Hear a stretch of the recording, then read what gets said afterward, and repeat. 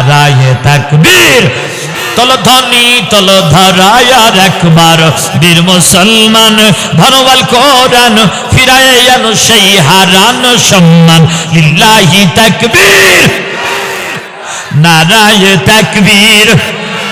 যে আওয়াজ শুনে হয়ে কাফি তো কাফের বেঈমান।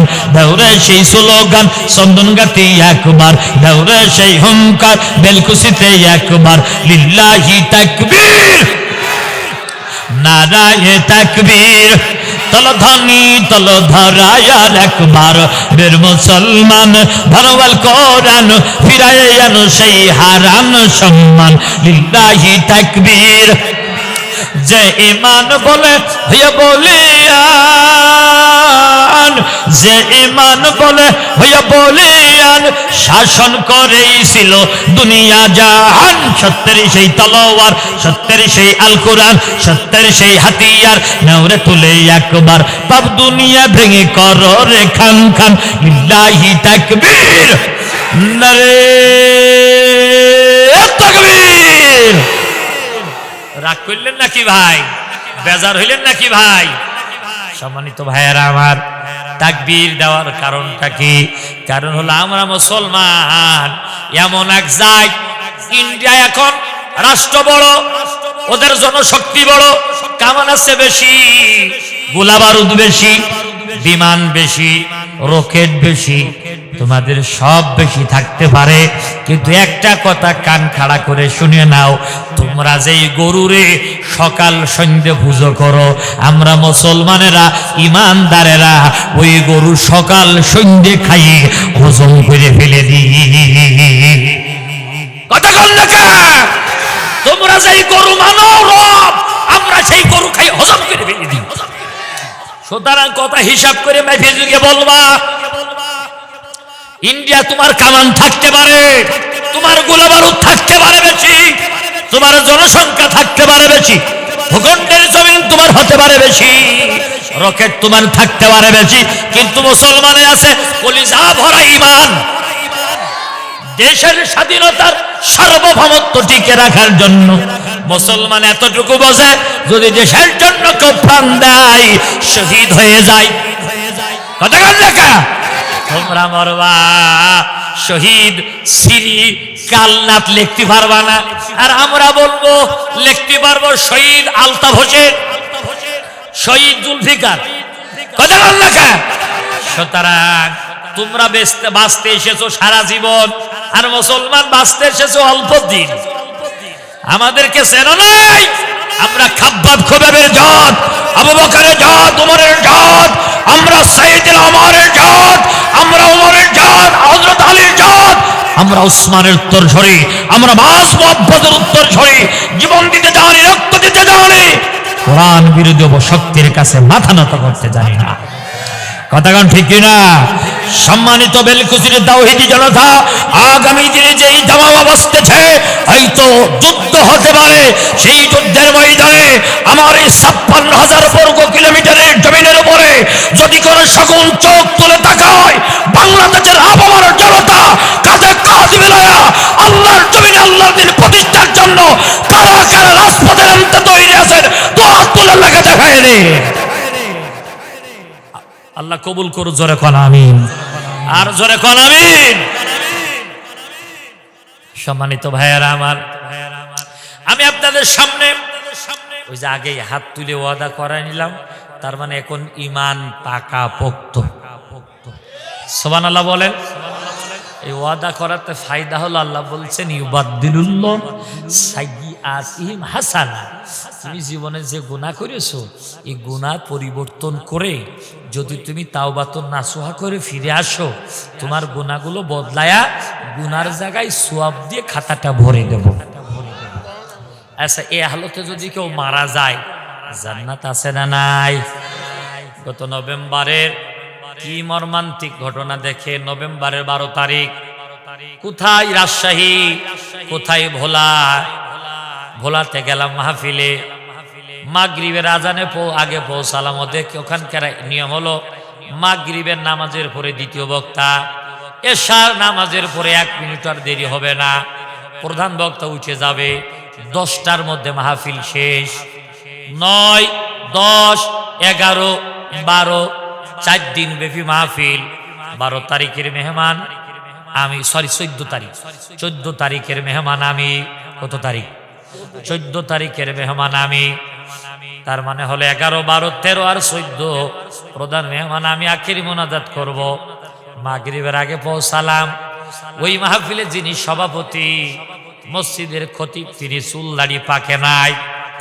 আমার সাথে নাস্তা করলেন, খানাপিনা একসাথে সারলাম।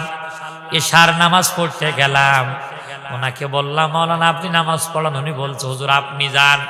আমি বললাম, আমি মুসাফির, আমার পিছনে মুকিমের হবে না, আমি মুসাফির, আপনি যান। উনি গেলেন। এত সুন্দর তেলাওয়াত। প্রথম রাকাতে পড়লেন সূরা বুরুজ, দ্বিতীয় রাকাতে তেলাওয়াত করলেন সূরা দোহা। এত সুন্দর তেলাওয়াত, আমার কাছে মনে হতেছিল যেন আসমান থেকে কোরআনটা নাজিল হতেছে। এশার নামাজের পরে আমি তার কপালে চুমা দিলাম, উনি আমাকে চুমা দিলেন। এবার আমাকে বলছে, মাওলানা স্টেজে চলেন। আমাকে বসালেন, ডান পাশে তিনি বসা। 1 ঘন্টা 10 মিনিট ওয়াজ করার পরে আমার সাবজেক্ট হলো আল্লাহর জমিন, আল্লাহর দিন কায়েম করা কতটুকু গুরুত্ব।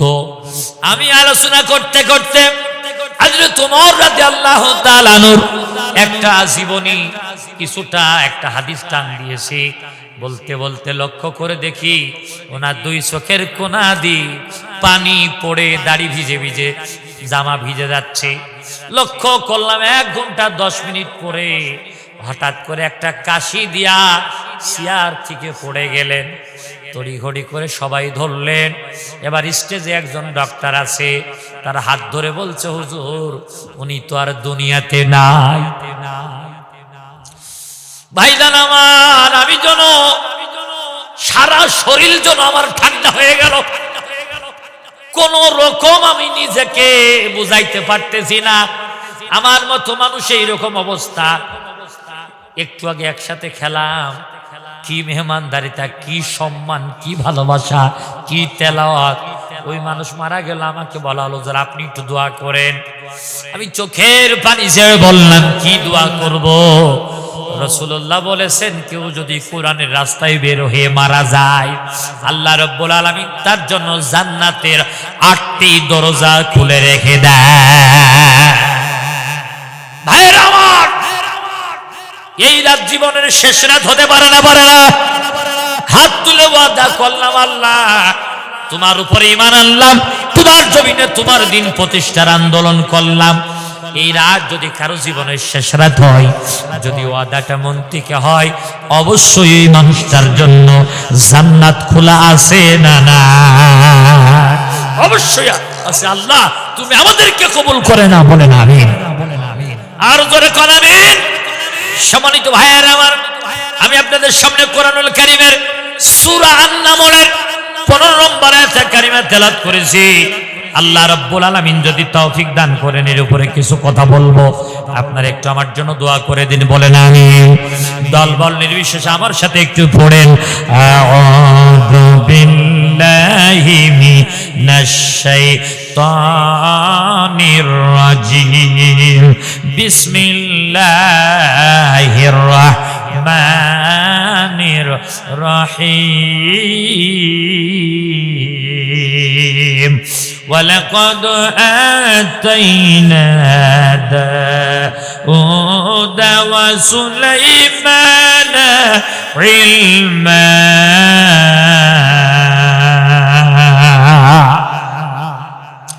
وقال الحمد لله الذي فضلنا على كثير من عباده المؤمنين।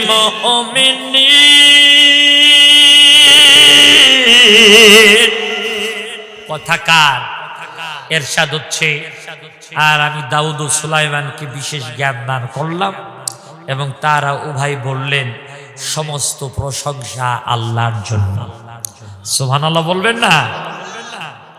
যিনি আমাদিগকে তাহার বহু মুমিন বান্দার উপরে শ্রেষ্ঠত্ব দান করেছে। সুবহানাল্লাহ। আমরা মানুষ হয়েছি, মানুষ আল্লাহ না বানিয়ে গরু বানাতে পারতেন না? পারতেন না? ছাগল বানাতে পারতেন কি পারতেন না? কুত্তা বানাতে পারতেন কি পারতেন না? তা না বানিয়ে মানুষ বানালেন। খুশি না বেজার? অল্প না বেশি? বলেন আলহামদুলিল্লাহ। এই আয়াতে কারিমা নাজিল হলো কেন? যেহেতু তাফসীরুল কোরআন মাহফিল, আয়াত তেলাওয়াত অনুবাদ দুটো হয়ে গেছে, বাকি আছে তিনটা। 3 নম্বর সাবজেক্ট হলো, এই খোকাই কোনে যাইস? হ্যাঁ, এদিকে আয়, ফোন আমার কাছে নিয়ে আয়। ও ফোন দেওয়ার সময় পাইনি। ধর ওখান তো ধর বাপ, ধরো তুমি ওখান তো ধরো। ধরো কিরা, তোমার ঘরের লোক নাই? বাড়ির লোক? বউ? ও বিয়ে করেছে? হ্যাঁ, মানে বলা যাইতে না ভাই, পোলাবার হলে কি হয়।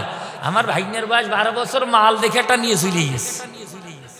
তা করলাম কাছে দাঁড়াই দেখি ভাগ্নে এসছে, ভাগ্নি বিচারবো। বললাম যে বাপ করলে কি কায়দায়? কিন্তু মামু মোবাইল কিল, মোবাইলই সব হইতেছে। ইন্টারমিডিয়েটে পড়ে অন্যের ঘরে 2 ঘর করা ডিভোর্সি মেয়ে নিয়ে চলে গেছে। এই আছে না নেই? আছে মানে আপনাদের সিরাজগঞ্জের ঘটনায় কামারখন্দ 3 বাইসার মা, 5 বাইসার মা, 3 বাইসার মা ইন্টারমিডিয়েটে পড়ে ও মাল দিয়ে নিয়ে চলে গেছে। হ্যাঁ, তো বাপ বলতেছে তুই কি করলি বাপে? তাহলে তো আব্বা তুমি বুঝবা না, আমার চোখটা যদি তোমার চোখে লাগাতাম তাহলে তুমি বুঝতে মালের মধ্যে কি আছে। নাউজুবিল্লাহ, সমাজ শেষ হয়ে যাচ্ছে এই মোবাইলের কারণে। কথা কোন ঠিক না? সম্মানিত ভাইয়েরা আমার, সূরার নামল অর্থ হলো পিপিলিকা। কি লিখা? আরো জোরে বলেন। যার খাঁটি বাংলায় কয় পিঁপড়ে, কি কয়? আপনারা কি বলেন? পিঁপড়া। ভালোবাসায় পিঁপড়া আর গায়ে ভাষায় পিঁপড়ে। এই পিঁপড়ার 4টা স্বভাব আছে। 1 নম্বর, ঐক্যবদ্ধ হয়ে থাকে, একা একই চলে না। কথা কোন ঠিক না? মুসলমান যদি ঐক্যবদ্ধ হয়ে থাকে বিজয় দেবে কে? 2 নম্বর, পিপিলিকার একটা চরিত্র, কেউ যদি আঘাত খায় পাশের পিঁপড়ে পলাই চলে যায় না। কারোর পাত তলে 2টো পিঁপড়ে পড়েছে, পাশে যেই পিঁপড়ে আছে ওই পা বাইয়ে ঠিলে জামা পায়জামার মধ্যে ঢুকে যায়। একথা কন না? কামড়ানো আরম্ভ করে। যখনই কামড়ানো আরম্ভ করে ও তখন তাড়াতাড়ি পা উঁচু করে বাঁচার জন্য চেষ্টা করে, ঘিসি মসি। কথা কোন ঠিক না? তাহলে এক মুসলমান মার খায়, অপর মুসলমান যদি তাকাই দেখে তাহলে পিঁপড়ার চরিত্রের সাথে মুসলমানের চরিত্রের মেলে না। কথা কোন ঠিক না? এক মুসলিম মার খাবে, আর এক মুসলিমের শরীরে আঘাত লাগবে, ওই ব্যক্তি মুমিন। 3 নম্বর চরিত্র হলো ওদের নেতা যেদিকে যায়, কর্মীরাও দেখবেন সামনের পিঁপড়া যদি একা বেঁকা যায়, ওরাও একা বেঁকা, লাইন এদিক ওদিক হয় না। ঠিক বললাম না? বললাম। তাহলে এখান থেকে চরিত্র হলো নেতা যেদিকে যাবে কর্মীরা সেদিকে যাবে। আমার মনে বড় কষ্ট, এদেশের স্বাধীনতার ঘোষক শহীদ প্রেসিডেন্ট জিয়াউর রহমান আল্লাহর উপরে বিশ্বাস এবং আস্থা রেখে পার্লামেন্ট আইন পেশ করেছিলেন তিনি হলেন শহীদ প্রেসিডেন্ট জিয়াউর রহমান। বিসমিল্লাহ লিখেছিলেন তিনি হলেন শহীদ প্রেসিডেন্ট জিয়াউর রহমান। নিম গাছ নিয়ে গিয়ে খানায় কাবার চতুর্পাশে লাগিয়েছিলেন আরাফার ময়দানে তিনি হলেন শহীদ প্রেসিডেন্ট জিয়াউর রহমান। ওই দল করে চুরি করে, চান্দাবাজি করে, টেন্ডারবাজি করে আমার কাছে বড় কষ্ট লাগে। কথা কোন ঠিক না? তবে সবাই না, কিছু সুবিধাভোগী নাম ভাঙানো করবি। কথা বলেন। আবার আমার কাছে ব্যথা লাগে, জামাত ইসলামের যেই নেতারা প্রাণ দিল, বাতিলের কাছে মাথা নত করলো না, ফাঁসির মঞ্চে ঝুললো, সেই দল করে বাতিলের সাথে আতাত করে চলে অনেক কর্মী। এখানে আমার ব্যথা লাগে। কথা কোন ঠিক না? নেতা যেদিকে আমি যাব সেদিকে, তাহলে সেই হবে সেই দলের কর্মী। কতক্ষণ? সম্মানিত ভাইয়ারা আমার, পিপিলিকার 4 নম্বর স্বভাব চরিত্র হলো সুখ আর দুঃখ ভাগাভাগি করে নেয়। যদি ঘিরানে আসে কোন বয়েমের মধ্যে গুড় আছে, একা একা ঢোকে না, সবাই একসাথে ঢোকে। ঠিক বললাম না ভুল বললাম? যদি কোনো খাবার পাই একাই খাই না, সবাই রে নিয়ে খাই। পিঁপড়া সবাই নিয়ে খাই, একটা প্রাণী সবাই রে নিতে চায় না। তার নাম কি? না না, তার নাম হলো কুত্তা। কি নাম? কুত্তা। খাঁটি বাংলা ভাষায় কুকুর। গরু মরে গেছে চন্দন গাতি, ফিলিয়ে এসে চর এলাকায়, চরে ফিলিয়ে এসে কেউ জানে না। মুকুন্দ গাতির একটা নেড়ি কুকুর ঠিক পেয়েছে, ও নদী পার হয়ে এই গরুর মাইকে কইলে ফেকশো দিল সব খাইয়ের পেটে আর জাগা নেই। ও গরু পিছনে সামনে দুটো পা এরকম দিয়ে জিভে বের করে হাঁপাচ্ছে। হঠাৎ করে সালাদ থেকে, শেরনগর থেকে দুটো কুকুর দুই পাশে গরুর ঘ্রাণ পেয়ে চলে গেছে। এ নেড়ি কুকুর ধপাস করে লাফ মেরে কয়, ওর পেটে বলো জাগা নেই, ওর পেটে কোনো জাগা নেই। কিন্তু কুত্তা বলে, খবরদার খবরদার, ওরে সালার কুকুর তো ওর খাই দেব না, ওরে শেরনগরের কুকুর খাই দেব না, ওরে ওরে বৌরার কুকুর খাই দেব না। আমি কামার পাড়ার কুকুর, আমার একারই হয় না, তুগার দেব কি? কারোর খাদ্য চাই না। কুকুর যেমন একা খাতি চাই, সমাজে কিছু লোক সব জায়গা যেমন একা খাতি চাই। তাহলে বোঝা যায় কুকুরও এ মানুষগুলো বাজার নীতি চাই একা, স্ট্যান্ড দখল করে একা, কলেজ দখল করে একা, কারো ভাগ দিতে চাই না, কারো দিতে চাই না। তাহলে বোঝা যায় কুকুরের চরিত্র মানুষের মধ্যে আছে না নেই? ওরা শুধু কুকুর না, বালহুমাদল, আমার আল্লাহর ভাষায় ওরা কুকুরের চেয়ে নিকৃষ্ট। একটু বেশি বলে ফেললাম না? একটু একটু লাগবে না ভাই? আজকে লাগবে না, আগামীকাল সকালে এই মোড়ে চা খাতি বলবে আর বলবো হুজুর বইলিয়া গেল কি? গতকালকে ওয়াজ করেছি ঝিনাইদহ কালীগঞ্জের সাপ্রাইল অনুপমপুর। বইলে আসার পরে আজকে সন্ধ্যার পরে এক নেতা মোবাইল করে বলতে, হুজুর আমাদের কুকুর বানাই দিয়ে গেলেন। কই আমি তো কারো বলিনি যে তুমি কুকুর, তা তুমি গাই চাইলে কেন? তাহলে বোঝা যায় তুমি চান্দাবাজ, তুমি টেন্ডারবাজ, তুমি দখলবাজ। তুমি নেতা হার যোগ্যতা হারিয়ে ফেলেছো। আমারে বলছো হুজুর দয়া করে আমার এই উপজেলায়, আমার এই আসনে সেই কথাগুলার বলবেন না।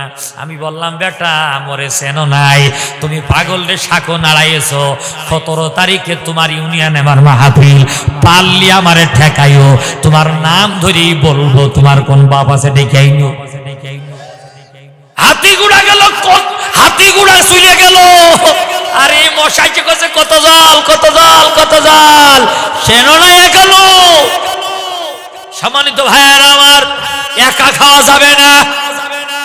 মা বাবা, ভাই বোন, দাদা দাদি, প্রতিবেশী, অনেক পুত্রবধূ আছে বলে একাই খাবো, এক বেলা রানবো, 3 বেলা খাবো। শ্বশুর শাশুড়িরা ভাত দেবো কে? আছে না নেই? আছে না নেই? দেওর রে দেব না, ননদ রে দেব না, ভাসুর রে দেব না। ননদ বাপের স্বামীর বাড়ির থেকে আসছে, ওর পাতে ভাত দিতে চাই না। আমি বলি এই মহিলাগুলো কুকুর যা, ওরাও তা, একাই খাতে চাই। কথা বল লেখা। সম্মানিত ভাইয়েরা আমার, পিপিলিকার 4টে চরিত্র যদি আমাদের মধ্যে থাকে, আল্লাহর জান্নাত আমাদের জন্য ওয়াজিব হয়ে যাবে। সুবহানাল্লাহ বলতে পারেন না? এই আয়াতে কারিমা কেন নাজিল হলো দেখেন। জনাবে মুহাম্মদ রাসূলুল্লাহ সাল্লাল্লাহু আলাইহি ওয়াসাল্লাম যখন দ্বীনের দাওয়াত দেয়া শুরু করলো, লোকেরা বলতে লাগলো, রাষ্ট্রশক্তি বলতে লাগলো, জনশক্তি বলতে লাগলো, মুহাম্মদ পাগল, মোহাম্মদ জাদুকর, মোহাম্মদ গণক, মোহাম্মদ কবি, নাউজুবিল্লাহ বলতে পারেন না? যত অপবাদ দেয় নবীজির দলের লোক তত বাড়িয়ে যায়। এই 100 বছরে যাদেরকে যত অপবাদ দিয়েছে তাদের দলের লোক বেড়েছে না কমেছে? কি পরিমাণ বাড়িয়েছে বুঝতে পারছেন না? এখনো বোঝেন নাই? আছেন তো বেলকুচি, গাজীপুরি যায় দেখেন, সায়েদাবাদ যে দেখেন, মিরপুরে যে দেখেন, টেকনাফ থেকে তেতুলা, রূপসা থেকে পাথুরিয়া, বান্দরবন থেকে সুন্দরবন, সকল মানুষের একই বক্তৃতা, সব ছাতা মাথা দেখা শেষ। আগামীতে কোরআনের বাংলাদেশ গড়ব। রাজি আছেন আপনারা? আল্লাহ তুমি কবুল করে নাও, বলেন আমিন। সম্মানিত ভাইয়েরা আমার, বিশ্ব নবীর বিরুদ্ধে অপবাদ দিতে লাগলো, দিয়ে দিয়ে কাম হলো না। আবু জেহেল নবীজির হাতিটু বের করেন, নবীজির হাত ধরে বলছে, ভাতিজা আমি তোমার চাচা লাগি, বাড়ি চালি বাড়ি দেব, গাড়ি চালি গাড়ি দেব, নারী চালি নারী দেব, মন্ত্রী পদ চালি মন্ত্রী পদ দেব, শুধু বাবা আল্লাহর জমিনে আল্লাহর দিন কায়েম হোক, এই দাওয়াতটা তুমি দিও না। নামাজ পড়ো তুমি, রোজা করো তুমি, হজ করো তুমি, হাজিদের পানি পান করাও তুমি, জিকির করো তুমি, তসবিহ টেপো তুমি, দাড়ি রাখো তুমি, দাড় টুপি রাখো তুমি, জুব্বা গায়ে দাও তুমি, কিন্তু বাজান বাপ দাদার দেখানো আইনের পরে হাত মারা যাবে না। বাপ যে আইন দেখাই দিয়ে গেছে ওই আইনের অনুযায়ী দেশ চলবে, পার্লামেন্ট চলবে, কোর্ট চলবে, ওই আইন পরিবর্তন করা যাবে না। ও বাপ তুমি কি চাও? নবীজি বিস্কিট হাসি দিয়ে কই, চাচা তোমার কথা রাখতে পারলাম না, আমি চাই জমিন যার আইন চলবে তা। সুবহানাল্লাহ বলতে পারেন না? আবু জেহেল আবার হাত ধরে মাথায় হাত বুলে কয়, বাবা তাহলে এক কাজ করা যাক। কি কাজ? ও বাজান, সপ্তাহে 7 দিন 6 দিন আল্লাহর ইবাদত করবা, একদিন দেব দেবীর ইবাদত করবা। তা কি হয় না খোকা? নবীজি বলছেন, চাচা লা আবুদু মা তা'বুদুন, তুমি তার যার ইবাদত করো আমি তার ইবাদত কোনোদিন করতে পারি না। একবার চিল্লায়ে বলা যাবে কি সুবহানাল্লাহ? আবু জেহেল আবার হাত ধরে বই, ভাতিজা ও আমার ভাতিজা রে, একদিন যদি না পারো একবেলা মা কালীর মাথা হাত দিয়ে বলবা আল্লাহও ভালো তুমি ভালো। নাউজুবিল্লাহ বলবেন না? নবীজি কয়, চাচা যেই মাথা আল্লাহর কদমে সিজদায় পড়ে এই কপাল কোনদিন মা কালী সরস্বতীর কাছে নত হতে পারে না। একবার চিল্লায়ে বলা যাবে কি সুবহানাল্লাহ? আবু জেহেল বলল, রাই রাই রাই, মুহাম্মদকে বন্দী করো, মুহাম্মদকে কতল করব, হত্যা করব। আইন পাশ করে দিল, মুহাম্মদ রে বন্দী করা হবে। আল্লাহ রাসূল সাল্লাল্লাহু আলাইহি সাল্লাম সিজদায় পড়ে কান্দে আর বলে, আল্লাহ ওগো রব্বুল আলামিন, সত্যি কি আমি বন্দী হয়ে যাব? আমার আল্লাহ ওই মুহূর্তে সূরা আন-নামলের 15 নম্বর আয়াতে কারিমা তেলাওয়াত করে জিবরাইল আমিন শোনায় দেয়। আমার আল্লাহ বলে, ও নবী মুহাম্মদ, এত ক্ষমতা এত জ্ঞান আমি সুলাইমানকে দিলাম, দাউদকে দিলাম, তারপরেও এই সুলাইমান দাউদ ছোট্ট পিপিলিকার কাছে হার মেনে গেল। এই ঘটনা তোমারে যদি শোনাই তাহলে তুমি আমি আল্লাহর উপরে ঈমান আরো বাড়িয়ে যাবে। সুবহানাল্লাহ জোরে কোন? সম্মানিত ভাইয়েরা, যেই সুলাইমানকে জ্ঞান আল্লাহ দিল, এই সুলাইমান আলাইহিস সালাম একদা সুলাইমানের শক্তি কত জানেন? সুলাইমান যখন আমার আলতাফ ভাই আসলো, দেখলাম আগে পিছে কয়েকজন যুবক আসলো, নেতা হিসেবে ভালোবাসে তাই যুবকেরা আসে, কথা কোন ঠিক কিনা? আমিও যখন আমার নির্বাচনী এলাকায় যাই, আমারও সামনে পিছে কর্মীরা যায়, ভাইজান আমার। কিন্তু সুলাইমানের কর্মী দেখেন, সুলাইমান যখন রাস্তা দিয়ে হাঁটতো একজন দুইজন নয়, আমার আল্লাহ সেই কথা কোরআনে বর্ণনা করলেন, ওয়াহুশির আলি সুলাইমান জুনুদু মিনাল জিন্নি ওয়াল ইনসি ওয়াত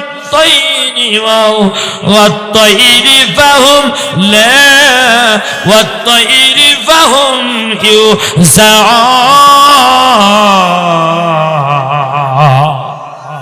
কথাকার আল্লাহ বলছে সুলাইমানের ক্ষমতা জানো যখন রাস্তা দিয়ে যাইতো সামনে থাকতো 5000 মানুষ সৈন্য কয় হাজার একটু জোরে কোন একটু জোরে কোন পিছনে থাকতো 5000 জিন সৈন্য সুবহানাল্লাহ বলতে পারেন না 5 আর 5 9 হ্যাঁ ডানি থাকতো 5000 বাঘ সৈন্য 3 5 14 হ্যাঁ 15000 বাম পাশে থাকতো 5000 সিংহ হাতি ভাল্লুক 5000 বাম পাশে তাহলে 4 5 18 হ্যাঁ তৈর তৈর মানে পাখি মাথার উপরে থাকতো 5000 পাখি সৈন্য সুবহানাল্লাহ বলতে পারেন না 5 5 কত 25000 সৈন্য সুলাইমান নিয়ে চলতো আমরা কয়জন সৈন্য নিয়ে চলি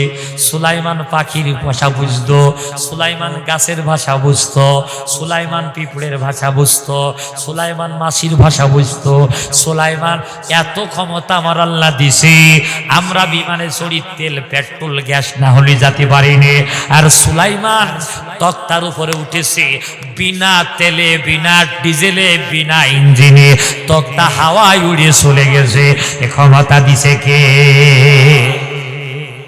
এখানে শেষ নয় চোখের পলকে মাশরিক থেকে মাগরিব যাওয়ার ক্ষমতা আল্লাহ সুলাইমানকে দিয়েছে সুবহানাল্লাহ বলতে পারেন না এত ক্ষমতা ধর রাষ্ট্রনায়ক সুলাইমান 25000 সৈন্য নিয়ে যাচ্ছে কয় হাজার আর জোরে কোন পাহাড়ের উপত্যকা দিয়ে যাচ্ছে হঠাৎ করে এক রানী পিপিলিকা এক মেয়ে পিপিলিকা বলছে ও পিপিলিকার দল রানী পিপিলিকা সুলাইমানের দল নিয়ে একটা বক্তৃতা দিল সেই বক্তৃতা আল্লাহর এত পছন্দ হয়েছে এই কোরআনের মধ্যে ওই নারী পিপিলিকার বক্তৃতা আমার আল্লাহ রেকর্ড করে দিয়েছে একবার চিল্লায় বলা যাবে কি সুবহানাল্লাহ পিঁপড়ে একটা বক্তৃতা দিল সেই বক্তৃতা আল্লাহ কোরআনে রেকর্ড করে দিল সুবহানাল্লাহ বলতে পারেন না সেই বক্তৃতা কি জানা দরকার আছে না নাই কোরআনুল কারীমের সূরা আন-নামলের 18 নম্বর আয়াতে আল্লাহ বলেন পিঁপড়ে তখন বলছে হাত্তা ইযা আতাউ আলা ওয়াদিন নামলি ক্বালাত নামলাতুন ইয়া আইয়ুহান নামলু দুখুলু মাসাকিনাকুম লা يحطمنكم سليمان جنوده وهم لا يشعرون রানী পিপিলিকা বলছে পিঁপড়ের দল এ আমার পিপিলিকার দল তাড়াতাড়ি করতে ঢোকো এক পাগল যে বোঝে না এক পাগল তার কর্মী নিয়ে আমাদের বুকির পাত দিয়ে যাচ্ছে সুলাইমান পিঁপড়ের ভাষা বোঝে না জোরে খন সুলাইমান রে বলতেছে পাগল লা ইয়াশউরুন বোঝে না এক লিডার পাগল এক নেতা আমাদের গার পাত দিয়ে যাচ্ছে তাড়াতাড়ি করতে ঢোকো নাই কিন্তু মরিয়ে যাবা যেই বলেছে লা ইয়াশউরুন বোঝে না সুলাইমান পাগল সেন্টিমেন্টে লাগার কথা কি কথা না একটু আস্তে কন আমি যদি আলতাফ ভাইরে কোন কই যে পাগল আলতাফ ভাই কিছু না করলু কর্মীরা বেলকুচি পার হইতে দেবে না একথা বললে কে আমি যদি কই বেলকুচির সোহেল আরিফুল ইসলাম সোহেল পাগল তাহলে সোহেল ভাই কিছু না করলু জামাতের কর্মীরা আমার বিয়ে ফেলে দেবে কথা বললে কে ভাইয়ের আমার তাহলে আরিফুল ইসলাম সোহেল না আলতাফ ভাই না ইনারা গেলি তো 2-10 জন কর্মী সামনে পিছনে যায় আর সুলাইমান 25000 কর্মী নিয়ে যায় সুবহানাল্লাহ।